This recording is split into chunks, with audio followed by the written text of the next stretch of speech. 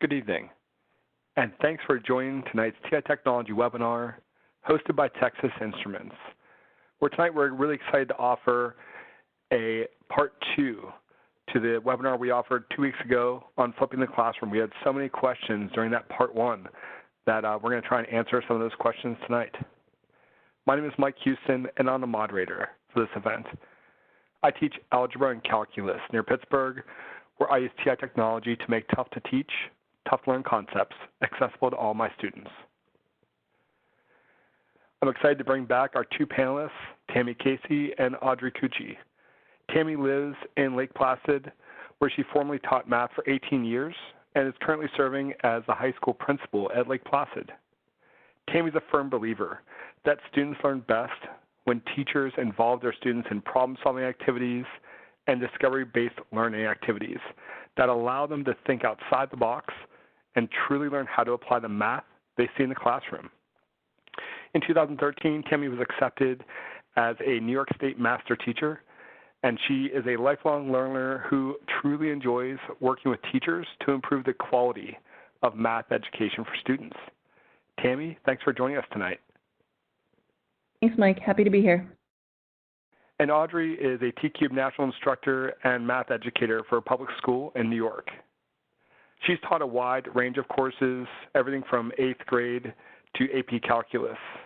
In 2010, Audrey was recognized by the National School Board Association as a 20 to watch educator for her work with educational technology, namely the use of TI-Nspire and TI-Nspire Navigator in her courses. She was also named a master teacher for New York State and is the K-12 curriculum coordinator for her district. She loves having the opportunity to educate not only children, but educators as well. Audrey, it's great to have you with us. Excited to be back. We're expecting a large crowd, so your audio is muted. Feel free to send questions to Tammy or Audrey using the Q&A window on the right side of your screen. We'll also be using the chat window tonight to send general messages. As a reminder, this session is being recorded, and we'll provide a link to the event certificate of attendance at the conclusion of the webinar. We hope you don't have any audio issues tonight, but in the event that you do, try selecting Communicate from the top of the WebEx menu and choose Audio Broadcast. At this point, Tammy is going to discuss our agenda. Thanks, Mike. So tonight what we're going to do is we're going to review a little bit of what we talked about during the part 1 of the Flipped Classroom webinar. And then we're going to answer some of the questions that came up during that webinar. And then at the end, we'll have a drawing. Thanks so much. So Audrey, let me give you control, and feel free to share your screen. Okay, great.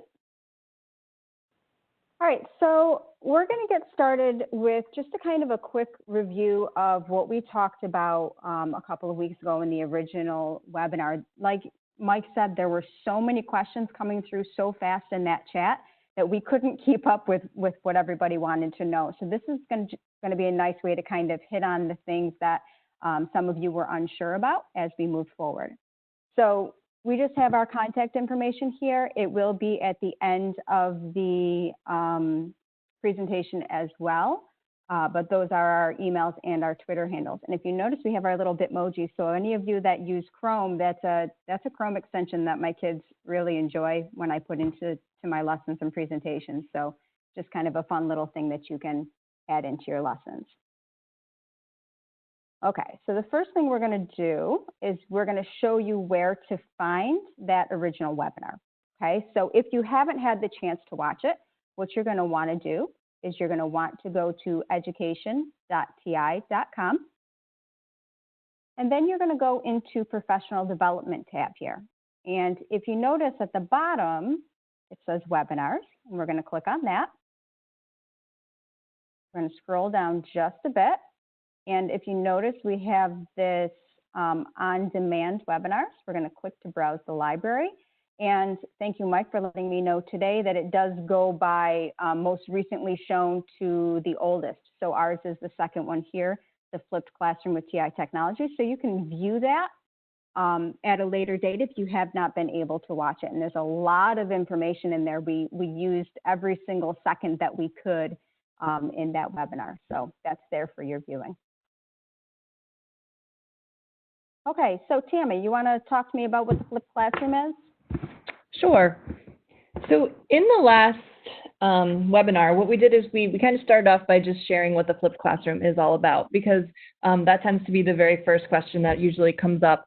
And so basically the flipped classroom is really just taking what students would traditionally do in class, that lecture piece, and turns that into the homework assignment. So the homework is usually some kind of a video or reading assignment that the students will complete prior to class. And so then when they come into class, they can use the class time to ask questions, erase misconceptions, practice problems, do hands-on activities, group work, all of that stuff that we wish we had time for in our classroom. Now taking the lecture out and having the lecture as the homework assignment frees up a little bit of time for those activities in class. Yeah, and as you can imagine, in this day and age, this flipped classroom model has really become a highlighted way of teaching for us, since we're not with our kids right now. So it really has made my life a lot easier in the way I'm currently teaching. So I guess we also have to talk about how to flip. We're going to kind of hit on that as we go through and answer some of your questions from 2 weeks ago.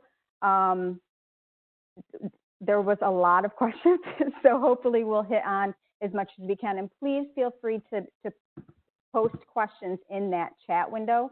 And Tammy and Mike are happy to speak up and ask those questions. So hopefully we get as much covered as we can. All right, we're okay so far? All good on my end. Okay. So the biggest question that came up over and over and over again 2 weeks ago was, what if they don't watch the video? And I deal with this differently depending on the lesson that I'm teaching. If I feel like it's a lesson that they can kind of grasp because it's mostly review and it's not a whole lot of new content, or I think that their peers will be able to get them up to speed without having a lecture, then I let them just kind of be part of the class as I'm offering it. That doesn't always work. In my own classroom, I do have extra Chromebooks in the room, and occasionally I will shun a child to the back of the room and force them to watch the video prior to them coming in and participating. Tammy, what did you do when kids didn't watch the video? I at the beginning, I would have some kind of, like I'd usually use notes or something that they'd have to show me that they had when they came into the room. But I ended up using more of like an accountability built into the video. So I actually used Math Excel. It was something that we had at our school. And so they'd watch the video and then I'd give them just a couple of questions to try after. That way, before they even came into the room, I knew what they could do, what they couldn't do, and it was more about that information than whether or not they actually had watched the video. Yeah, I mean, you're absolutely going to have kids that don't watch the video. Those are going to be the same kids that don't do your homework. And in all honesty, kids are more likely, what I have found in my own personal classroom is kids are more likely to watch a 15-minute video and take notes than they are to do a problem set outside of school. Really, if you're trying to make this kind of a motivation piece, you want to make sure that your kids feel like they're part of a team. For me, my kids sit at a table. They're in groups of 3 or 4, and that group is their team. So if they come in and they haven't watched the lecture, they're letting their team down because now their team is losing a member that can't participate in that day's activity. So Audrey, a question just came in. What if most of your kids don't watch the video? Yeah. So again, it's about building accountability, right? So I think when you get into that kind of situation, you're right. You're either going to have to stick it out and you're going to have to train them to do it and make it part of motivation and accountability. What are you doing to hold them accountable? Are you giving them a grade to watch the video. For my kids, if they don't watch the video, they can't take the quiz at the beginning of class, the bell ringer, which means they're starting their day with a 0, which a lot of my kids aren't willing to do. If you make it so that, you know, if your classroom feels like family and feels like a team, or feels like they're, you know, they have to be able to be a part of it with their group, then they're going to be less likely to slack off. I make my kids feel bad. You know, part of it is they don't want to disappoint me. And that's relationship building. And I think we all know as educators that the most important part of being an educator is building trust and building relationships. So that also becomes a part of it. Are you going to have kids that don't watch a video? Yes, absolutely. I will not say that I don't have kids that don't open it up, press play, and walk away. They do. That means what you have to do is in class, you have to make that learning activity that much more robust so that they're gaining anything that they may not have gotten the day before. How are we doing? I think we're good. We're good. I use a sticker chart too. I know that that's silly, but my 9th graders through my seniors love my sticker charts. And when they all have watched their video and they've done everything they're supposed to, they get to put up their star sticker. And for some strange reason, those kids love stickers, but it works. So I'm not going to knock it. Okay. All right. So let's keep moving. Let's see what we have next. What do you do if your school is not one-to-one? My school's not one-to-one in such a way that every kid has their own device to take home. We have devices available for in-school. So with my kids, they're on their own when they go home. A lot of kids watch it on their cell phones, or if they do have devices at home, they'll watch them at home. They'll watch it in the library, during study halls. They will watch, if they don't have internet, we will load a thumb drive and they can watch it on a device at home if they don't have internet. So there are ways to get around that. Your school doesn't need to be one-to-one to flip. No, on day one of school, what I would always do is survey the students just to get the specific needs of individual students, and then set up a time for them to watch them in school if that was the only way that they could do that. So, you know, my room was always open. We'd find time for them to have, you know, if they had a study hall or lunch or whenever they could fit it in. Sometimes it was they had to stay after school, but we'd set up a plan for that individual student. Yeah, and one of the things we learned the hard way moving into the stay-at-home order was we didn't know offhand all of our students who did and did not have devices. I think next year and every year after that moving forward, the best thing I can do is give a survey day one and find out exactly what my kids have access to.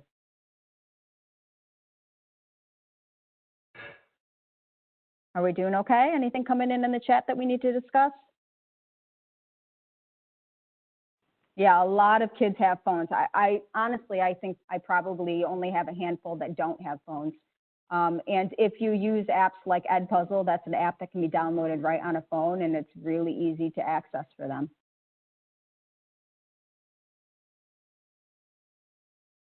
Okay, let's keep going.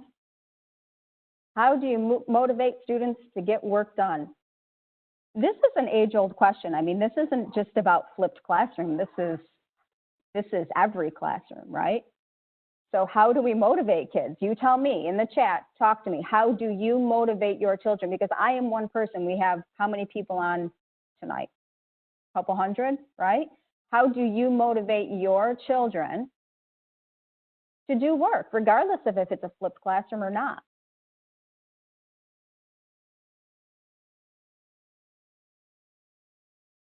Student of the week, yeah, I'll tell you, all of those little things, a silly certificate telling them that they're student of the week, it might mean the world to one kid, and it really gives them the drive to want to do better. Building those relationships, yes, absolutely, 100%. The most important thing we can do with our kids is build relationships. Positive reinforcement, notice I put those in all big letters. Yes, positive reinforcement, please, please, please, please, please.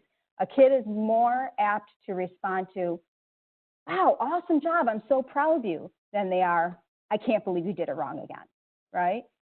When we're using that positive reinforcement and building up their self-esteem, it feels good. It builds that self-efficacy that we need for them to kind of self-motivate. Those relationships in your classroom are going to be key. Calling parents, yeah, parents have become my go-to over the past month and a half. They get a weekly email from me, and it helps sometimes, not always, but sometimes. What else we got? Talk to me, Tammy. What do we got coming in? We have a lot of comments about relationship building. There was one about standards-based grading. Yeah, I really like standards-based grading. I wish that I can find a way to make it a little bit easier to do grades with it. That's something I would love to move towards, because it really does, I think, give a pretty straightforward understanding of what a kid knows and doesn't know. How else are we motivating to get the work done? Embedding those quizzes within the videos, and we will look at that as we move forward. I'm hoping I have time to get that in, how we embed a question into a video to kind of check their understanding. I did have to go to checking notes. My pre-calc kids got real lazy this year, and they decided that they were going to press play and walk away. And believe me, you know when they're doing that. So it became me having to check to see that they were taking notes. And part of it was, you know, they're teenagers and they're going to do things that are a little bit easier if they can. So just checking in with them to make sure that they're doing what they need to do. How do we build relationships with kids online? That's a struggle, isn't it? I'm probably seeing, I don't know. I'm seeing all of my calc kids are checking in, all my pre-calc kids. 90% of my Algebra 2 and probably 20% of my pre-algebra. I know you're all shocked, right? It's so hard, isn't it? It's calling home, it's texting kids, it's offering Zooms, it's calling home, sending emails, posting on Google Classroom. I find that when I take a video of myself and post it on Google Classroom, kids are much more apt to respond and communicate. This is not an ideal situation. Right, and Audrey, I think that goes back to one of the questions too. I think that you know, the question was, why would you record your own videos when there are so many out there? You know, and I think if your students see you, even if it's online, they're going to start to get to know you, and they're going to you're going to start to build that relationship. Yeah, absolutely.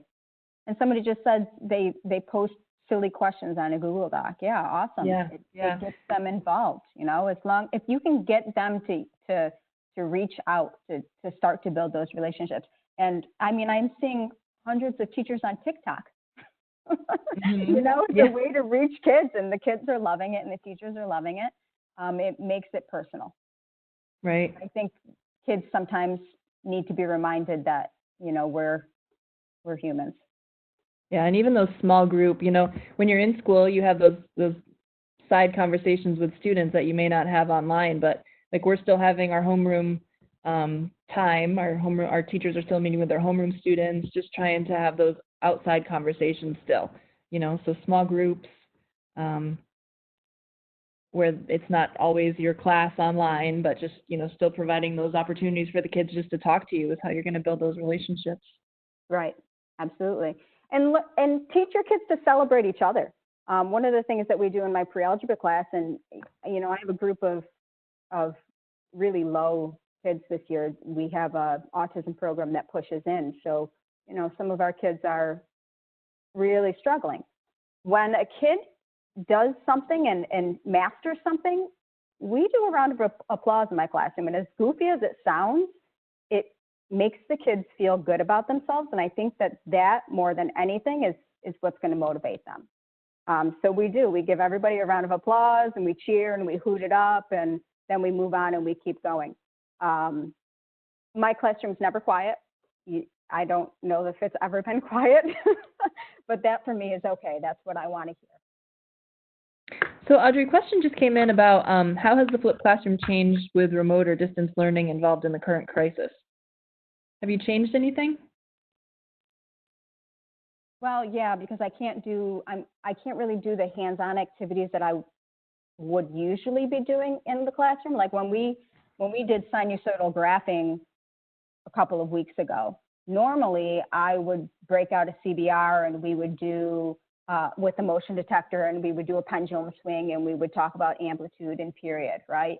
So I couldn't do that in class with my kids. So what that wound up being was me taking a short video of that pendulum swing, and then us coming together and having a conversation about that video. So it wasn't as hands-on as I had wanted it to be, absolutely not, but we were still able to have that conversation and that communication as a class. And honestly, not all my kids are on at the same time. I am definitely not a synchronous teacher right now because my kids are all over the place. Some of them are taking care of their younger siblings during the day. Some of them are working.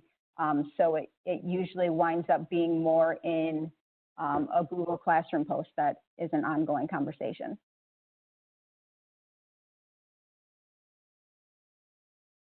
We doing okay? I think so. All right, so somebody wanted to know what did our classroom look like. We are gonna get there, I do believe. How long does it take to train kids to successfully use a flipped classroom? I cannot stress this enough. Teach them how to take notes, please. They do not know. The first day I watched the video with them, and we talk about how to take notes, where we should pause, what we should write down, what we don't need to write down, should we rewind. We really have to train them how to do that because it's not something that they innately know how to do. So spend a little time. Yeah, they don't take notes when they watch their YouTube videos or whatever they watch. So they're not used to having to take the notes from the video. And you have to remember, like their brains have been trained to watch videos that are short, like TikToks are short, you know, Vines were short. All of these platforms that they are on all of the time, the videos are short. So their mind is short onto the next thing, short onto the next thing, short onto the next thing. So it takes them a little while to be trained to say, okay, I have to do this for, 5 to 15 minutes and take notes as I do it. So it does take a little training. Don't give up. I see teachers jump into the flipped classroom, and after a month of listening to kids whine, they quit. Kids are gonna whine, like it's what they do, right? When something gets hard, we immediately hear, I can't do it, it's too hard. But it's hard because they've never done it before. So once they learn the process and how to do it, I give them guided notes, which helps a lot because they kind of know what they're looking for to put in. They wind up really liking it. And I loop with my kids. So I have them Algebra 2, Pre-Calc, and Calculus. I'm the only teacher for those 3 courses. So they have me 3 years in a row. So they get really comfortable with what they're supposed to be doing. And by the end of it, by the end of the first year, they love it. They don't want to go back to lecture in the classroom. So it gets better. So just hang in there. I know that the first month is hard, but I promise it'll get better. So as far as, we have a couple questions coming in about time for videos. I know I always tried to keep mine around 5 minutes, between 5 and 10. I had mostly geometry classes, but Audrey, you've said that you've gone above that for your calculus courses. Oh yeah, so my calc will go to 20 minutes. And if I hit 20 minutes, I'm apologizing profusely to my kids in the videos, but I do tend to have some fluff in my videos. I joke around and am kind of goofy. So of pure content, it's probably more like 15. But content, if in a calculus classroom, one question could take you 20 minutes. So you really just have to use your best judgment here. The lower level kids, your pre-algebra honeys, you're not going to want to do a 20-minute video. Absolutely not. You're going to lose them right away. I would keep it 5 and under. But as they get older and have a little bit more focus, As the material gets a little bit harder, those numbers do go up. I don't ever give them more than one video a night. I don't know, Tammy, if you did. It depends. Sometimes I would take like because I would lose them usually after 5 minutes. So I would sometimes do like the vocabulary and like the you know, the stuff that they should have had from a different class or a year before, and I would do that in one video and then get down to what I needed to in a different one, just so it was broken up and they could watch it and know that it was two separate things. Like, this is where you should pause if needed. So sometimes I would do that if it was going to be more than 5-10 minutes. Yeah, and my kids do get a video every night, unless it's the night before a quiz or a test. Then it's just a study night. So, you know, every day that you would do a lecture in class, that is when you would post a lecture video. And the kids get pretty used to that as they move along. So test nights, they would watch the first video for the next unit. It's just an upside down platform, flipped. Okay. All right, so why do you make your own videos? I think we hit on this. Because I'm amazing and I want my kids to know it. We want them to get our sense of humor. We want them to understand the inflection in our tone. We want them to get used to the style that we teach. Now, I will say I do occasionally give other people's videos if I feel like maybe somebody could do a better job of explaining something. I'm not perfect. So sure, I'll give somebody else's video when I'm talking about focus and directrix maybe, or revolving solids. It's really, they're out there. There's lots of them out there. Making your own just gives it a little bit more of a personal touch, and it teaches it the way you may want your kids to know it. Are we okay? Yeah, just a couple questions coming in. I was going to jump in, actually, if I could. Yeah. Chelsea had a question from a few minutes ago. How do you deal with accommodations for special ed? Yeah, so actually this is great for special ed because it gives them the access at home to the lecture. So and they're special ed teachers, so it allows them to actually have the lecture. You can give them their filled in notes. And then the in-class portion of it allows for a lot more one-on-one time. So those kids actually get more support doing it this way than they would if you were teaching in a typical classroom setting. They're not going home and having to struggle through work that they may not be able to grasp on their own. Yeah, somebody says subtitles. There is a way to do closed captioning in a lot of videos. So that's definitely an option as you're creating things. Does that answer the question? I think so. We had another question that interests me in particular because I also teach upper level. I believe it was from Roberta. And they want to know, you know, you're teaching these upper level classes, pre-calc, calc, what have you. How do you teach all the upper level content where the problems might take, you know, more than your 5-minute video? How do you do that? Yeah, so when you're thinking about teaching these things, you know that we can't teach them every single thing that's going to happen, right? You're not going to do an example of every single type of problem out there. You're really, when you're creating your in-class work, you're really being picky on what you choose to do in the classroom, because you want to make sure that you're building upon what you've taught in that lecture and that it's expanding out to include everything that you need them to know. I use platforms like Delta Math that really can help kids do it on their own as well if I want them to be able to kind of do more without me for additional practice. I'll be honest, with my AP kids, occasionally I'll give them another assignment on top of the video because I need them to do a little bit more practice. It's an AP class. It kind of comes with the name, right? But it can be tricky. It's all about that in-class activity, how you're going to reach those kids for the rest of what they need. I do like guided notes personally. For me, I know that kids have to be able to go to college and take notes on their own. But for me, I feel like guided notes are the best way to go for my kids. It leaves them the opportunity to focus on the math instead of getting down every word that comes out of my mouth. I don't need them to be able to do that. I need them to focus on the mathematics. Okay.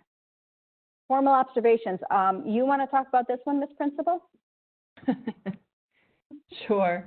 When I was teaching and was flipping my classroom, I would make sure that the administrator knew exactly what was happening in my classroom. I didn't want them to walk in and have it be a surprise that I wasn't at the board. So I would send them the video before, because that's part of my lesson. And then kind of prep them for what they were going to see in class. The other thing is that now that I'm in the principal role, it's so nice to walk into a classroom and see all the things that are on the rubric. You know, looking for differentiation, it just pops out in a flipped classroom because students are individually working on assignments. They could all be working on different things. The teacher is usually creating activities, modifying activities for every single student. It's easy to see them building relationships because they're not stuck to the board. They're next to the students. They're kneeling on the ground, working with them on paper, really just by their side. And then formative assessment, constantly figuring out where your students are, giving feedback, and then the group work. So all of those things that your administrators are looking for, it's so easy to see in the flipped classroom because you're working with the students and not just standing at the board. So I saw it popped up, somebody wanted to know if we gave homework outside of the video, and if we didn't, do we grade what they're doing in the classroom? Personally, myself, I don't grade homework. I never graded homework. I feel like homework is meant for practice, and I'm not going to, you know, punish a kid for not understanding how to do something when it comes to doing it on their own at home as a homework assignment. So for me, no, I don't grade the video. What I do grade is the one question quiz that they take when they come into class. And that's it, tests and quizzes. So for me, no, I don't grade the activity from in the class. I don't grade homework. So we popped out. I know that was off topic of formal observations, but I had to answer it now before I forgot the question. Good, so any questions on formal observations? Are we okay with that? I have to tell you, I've never had a problem with my formative assessment as far as the flipped classroom goes with my principals. I'm pretty sure they don't watch my videos when I send them to them, but they get to come in and see what I'm doing in the classroom, and they seem to like what they see going on. We're okay?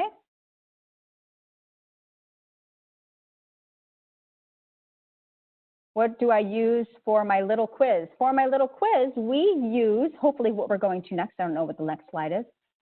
We use the Nspire Navigator, and I send them a one question quiz, and we're going to look at how we make those in just a minute. So we are getting there, absolutely. Do you use and give credit for completed guided notes? I do for my 9th graders. I don't for anyone else. I feel like that's a responsibility of an older kid, and they should just do it. My 9th graders need the incentive.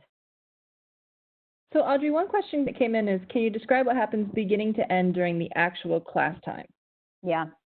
Okay, so my kids walk in, they pick up their calculator, they put their little wireless adapter onto the top of their calculator, and they log into the TI-Nspire Navigator system. At that point, I send them a one question quiz, and that one question is well thought out, and it has to do with the lecture that they viewed the night before. This question is going to guide the rest of my class. It's going to make me decide what I'm going to push, what I'm going to reteach, what I'm going to guide my kids to do. I allow my students to use their notes that they took from the video the night before on this quiz. That also gives them the incentive to watch the video and take the notes, right? If they didn't watch the video, they're SOL, they have to take the quiz, but they get a 0 on it. After the quiz is done, we move to either a hands-on activity, and let's be honest, sometimes kids need to do a problem set. So maybe it's a problem set on Delta Math, or maybe it's a worksheet, or maybe it's me reteaching the entire lesson because something went horribly wrong and it's obvious they need to reteach. It really, really, really depends on how they did on that 1 or 2 questions at the beginning of class. You're going to see in just a minute when I send them this quiz at the beginning of the class, I collect it back from them using Navigator. It grades it for me and it shows me the data analysis instantly, which means I'm not spending time going through grading to see what kids got right or wrong. It's instant data analysis. It tells me immediately what they know and what they don't know. So for hands-on activities, and we're going to talk about this a little bit later on as well, we're doing things like, you know, the old school spaghetti sign chart. If you're doing sinusoidals, or maybe you're doing Plato conic sections, or maybe you're doing a rover activity, or Newton's law of cooling. You can use an easy temp vernier temperature probe and do hot air, cold body. So there's a whole bunch of different activities that you can pull right from the TI website that are totally free, and use those as an activity in the classroom and they're really thorough, thought-provoking, in-depth activities that build on what the kids are learning. I don't do a ticket out the door. I know that I'm supposed to according to my administrator, but I don't because I generally use every single second of my class time. How are we doing, Tammy? I feel like I'm doing a lot of the talking, Tammy. It's okay. I'm trying to kind of monitor the questions coming in. Okay. We're doing okay? Good. Okay. Yeah. All right, we're moving forward then. Where do we store our videos? Okay, so I know I saw it popped up in there. What do I use to make my videos? I use Smart Notebook Recorder, which is free if you have Smart Notebook. The thing with Smart Notebook is it's not an editing software. So the mistakes are the mistakes and they will be there. And I'm totally okay with that. I am totally okay with having mistakes in my videos. I like when the kids call me out. It means they're paying attention. And they also know that I'm human. So personally, that's what I use. Screencastify is another one I know is really good. Camtasia people are using, or you could just use your cell phone. Really, anything is accessible at this point. Where do we store them? Google Drive. I personally use Edpuzzle. Edpuzzle has been my fave for the past 5 years or so. YouTube, Google Classroom, they're all options. So I know that they take up a lot of space on the server at school. So my IT guys did want me to put them on Google because I took up too much space. So those are all platforms you can use. We're okay?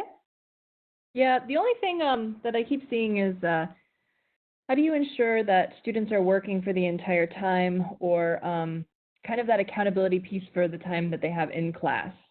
Well, as a teacher, I mean, you're definitely, when we talked about this in the original webinar, you are not sitting down at any point during your class ever. You're constantly up and walking around and talking to kids and guiding them in the right direction.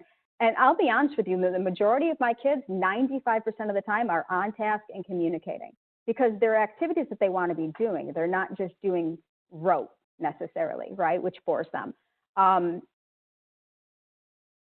I feel like more so than any other way that I've taught, this method leads kids to communication.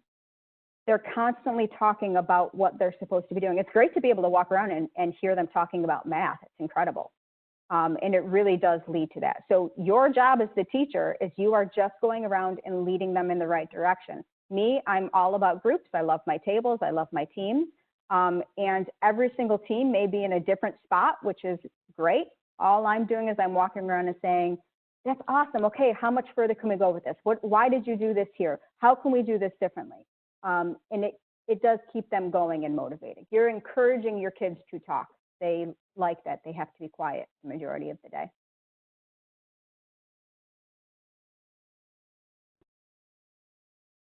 Are there any kids that this just doesn't work for?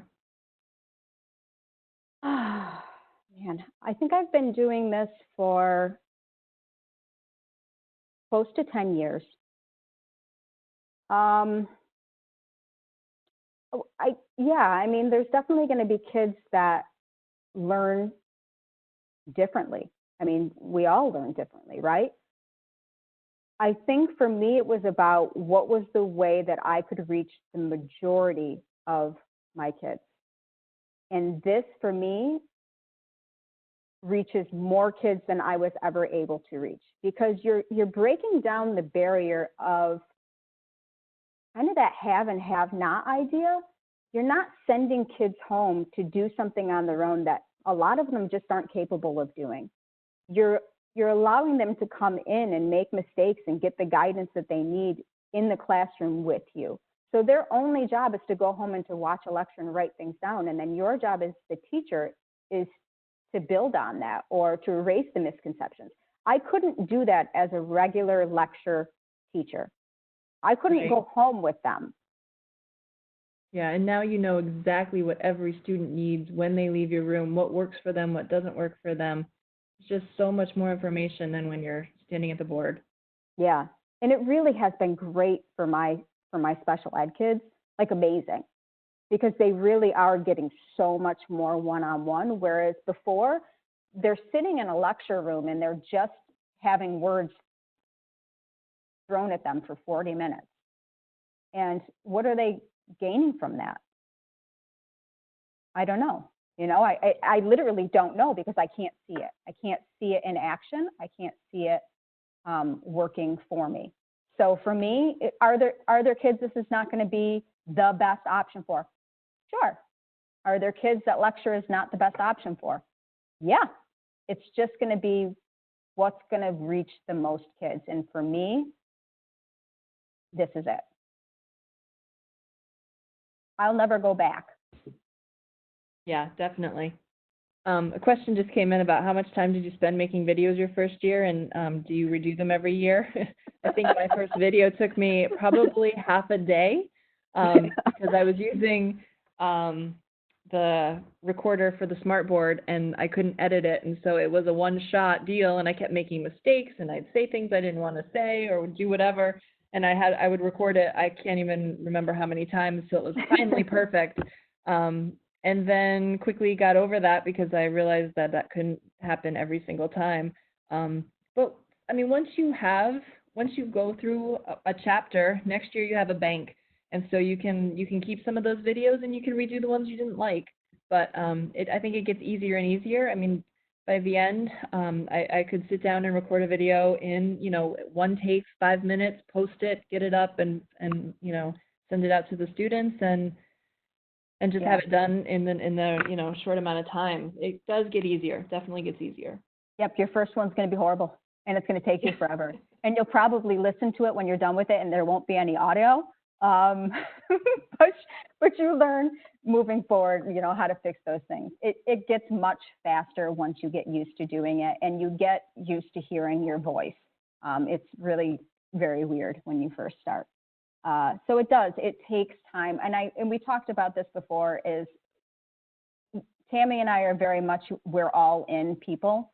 That is not for everyone. I don't suggest doing this for 3 classes all in 1 year. Maybe just pick a topic. Maybe just pick one class and focus on flipping that one class. If you're lucky enough to only have one prep, I'm very jealous, and you could probably do that. But if you teach 3 different courses, don't do that to yourself. Don't. You'll never sleep. So Audrey, you might want to skip ahead a little bit because there are questions coming in about what is Edpuzzle and how do you embed questions and what does it look like? Okay. Let's talk about hijacking, the know-it-all hijacking real quick. This will be short. Put all your know-it-alls together. Let them duke it out. That way they're not taking over every group. Done. Moving on. Okay, we talked about that. Okay, free calculator software. Let's hit on that real quick. If you don't have already Nspire teacher software or 84 emulator, that is a free 6-month subscription right now. All you have to do is go to education.ti.com, go to downloads, and then on your right, you'll see 6-month software subscriptions. Just click on that, and there is free software right now. So that is what Tammy and I use in our videos, is that emulator software or navigator software if you have Navigator. So that's where you want to find those, okay? How do we get the calculator screen on the video? We just talked about it. Those are those softwares. Okay, how do we make questions in a calculator file? Is that one of the ones we want to hit on, Tammy? Yeah, I think that for the people that have Navigator, that would be helpful. What time are we looking at? 8:45. We got about 15 minutes left. Okay. All right. So if you want to make a calculator file, so that one question, or I should get to my calculator, that one question or two question document that I send out to my kids. If you have Navigator, which if you don't have Nspire Navigator, someday you absolutely 100% life-changing want Nspire Navigator. All you're going to do is you're going to go into your software. You're going to be on your document tab. You're going to go File, New Document Handheld page. Then we're going to go to Insert and Question. Okay, and then it brings up all these different question types. You can do an explanation, you can do an open response, you can do a true or false, agree or disagree. You can even have them graph lines or state a function. All of these are options on this. The one I do most often is custom choice. It pops your question in, and then you can just type your question in. And I already have one typed because I'm not doing that on the fly. Okay. Then all I'm going to do is I'm going to go over here to this little tool icon, and I'm going to scroll down and I'm going to select my answer. Notice it's in green. I'm going to save it, and then I'm going to send it to my kids in the class section. Okay, so I'm not going to spend much time on this because it's not a Navigator session, but if you have Navigator, this option of sending kids questions on the fly is so incredibly helpful. And it also allows for us to take a look at their data to see how they did instantaneously. Okay, so this is how I start my class. I pull up my student responses, and I have a conversation of, okay, why did only 50%? Well, they don't know who got it right or wrong now, but you know, let's talk about our answers. Why could it be -2? Why could it be 3? Let's have those conversations. So these are the conversations you have at the beginning of the class that are going to guide the rest of your class period. We're okay? We're okay. Yep, good. How do I balance time when flipping? I will be honest with you, I cover way more material faster flipping than I do in lecture. Why? Because there are no more sick days. They're just not. If I'm out sick, the kids aren't out sick. They've heard the lecture. They're doing the in-class activity without me. So will it be perfect? Will it be guided by me? No. But are they missing the material? No. So I generally have a month before our state assessments to review. And I teach state assessed courses. So I really, it really has worked out quite well for me. I know my AP kids, I was able to review for a month before the AP exam, and my kids, last year our average was 4.75 or something like that. So they kicked butt, and I have them 40 minutes a day, every day.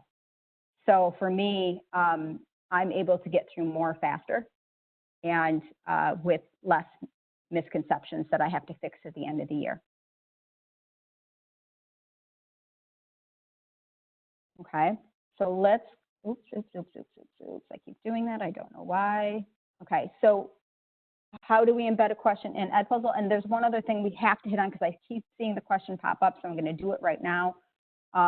If you are looking for activities, my suggestion to you is go to education.ti.com, go to activities, and go to all classroom activities.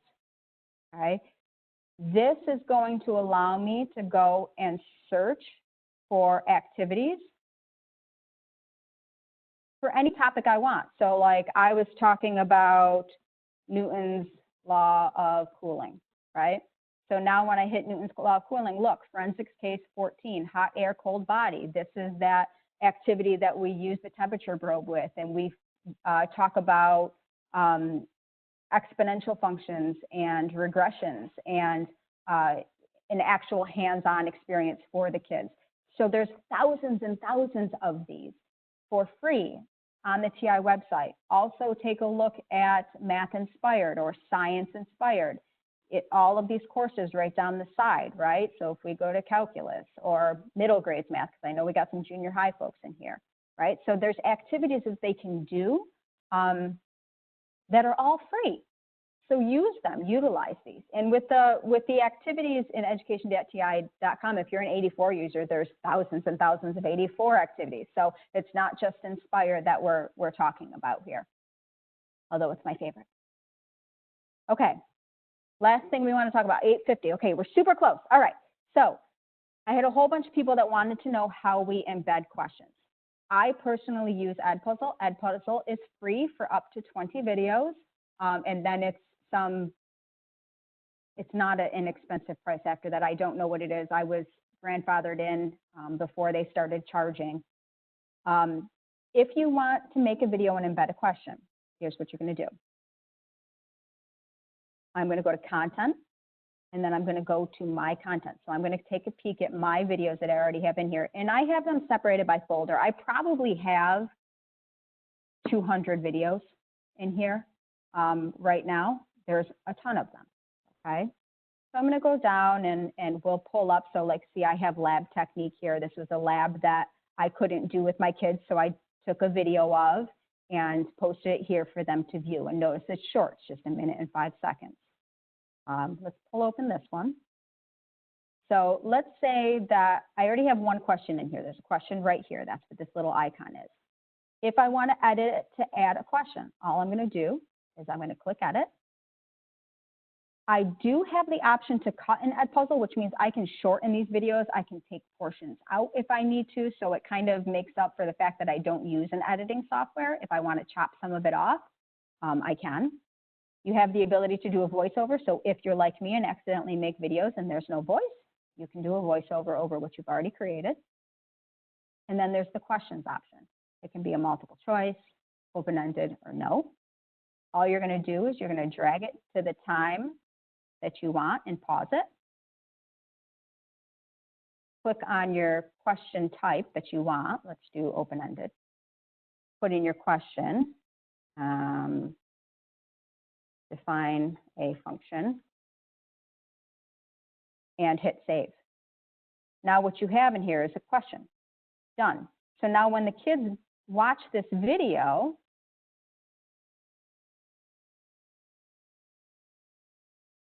it stops where we get to the question pops up, and they have to answer it in order to continue. Another nice option there was an option for no. So if there was something you really needed them to know, a definition you really needed them to know, the directions on how to do something, you could stop the video, you could pop in that note so that they see it, and then they could keep going.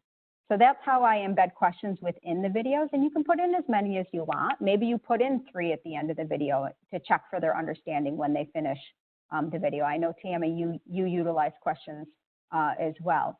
So that's how I do it with Edpuzzle. Like I said, this Edpuzzle is just my personal method of showing kids videos. Personally, I do this because it allows me to see who has watched the video and who hasn't. If you notice my numbers over here, 17 out of 18, 15 out of 17, 7 out of 70, that's how many kids have watched the video. So that became very helpful for me because then they couldn't say that they watched it when they didn't. How are we doing?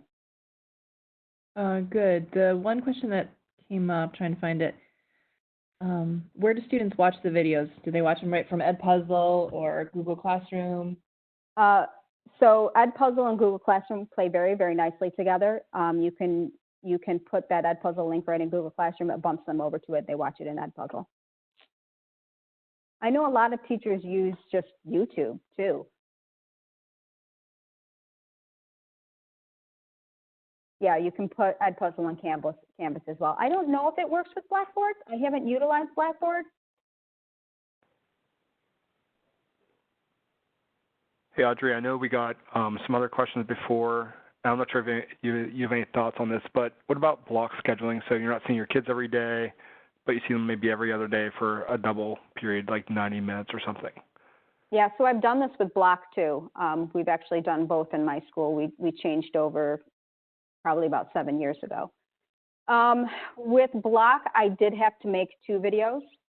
And because with block, you're kind of like teaching more material in one class period. So I don't want to make longer videos. I wanted to make 2 shorter videos, and then they could watch 1 each night or 2 in one night if they felt like it. So it's totally doable for blocked. I mean, it's a lot like a college, right? If you're taking an online college class, that's what winds up happening. You watch a long lecture video, and then you participate in the class twice a week or 3 times a week. So yeah, just think about how you want to set up your videos. Do you want 1 longer video or do you want 2 shorter? It's really a personal choice. I did it as 2 shorter only because I feel like chunking it was easier for them to handle.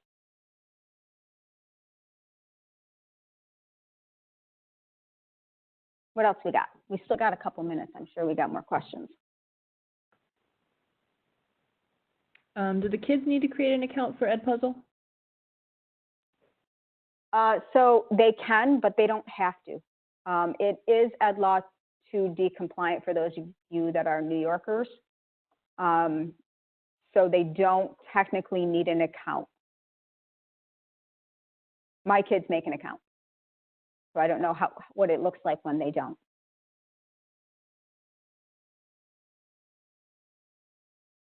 You're welcome.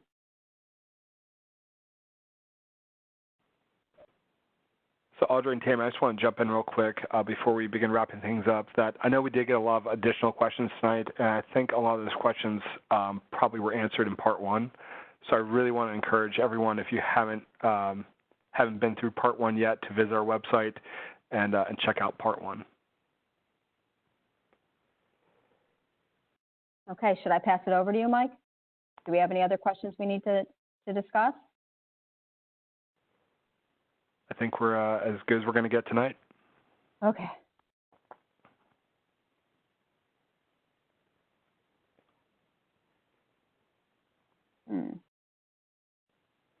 We're excited that some T-Cube summer workshops are coming to an area near you, and we also, as you might expect, have a lot of virtual options as well this summer. So if you're looking to learn something new, maybe a new piece of technology or pedagogy or content, please feel free to visit our website, education.ti.com/T3 summer workshops, to learn a little more about what's being offered and where and when.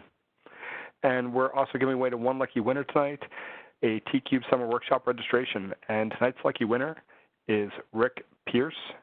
So Rick, congratulations. We'll be sending you an email in a couple of days to give you a little more information, but we hope to see Rick as well as everyone else at a T-Cube summer workshop this summer. To receive a certificate of attendance, go ahead and click the link in the chat window.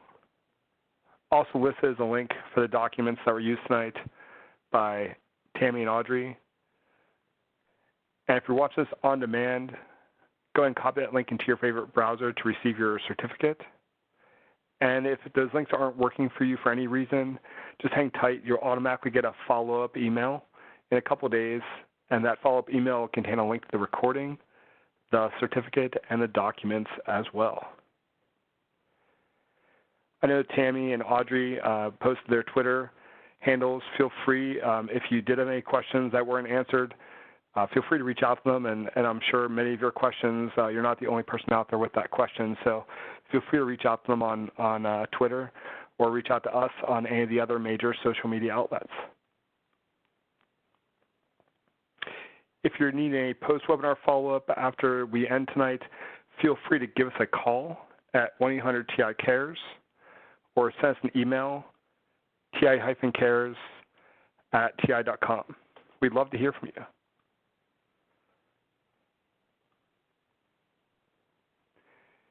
When you leave the webinar tonight, a brief survey will automatically appear in your browser. Your feedback guides us as we plan future online events, so we really hope you'll share your thoughts in the post-webinar survey. Ladies and gentlemen, please join me in thanking Audrey and Tammy for everything they shared tonight. We really appreciate it.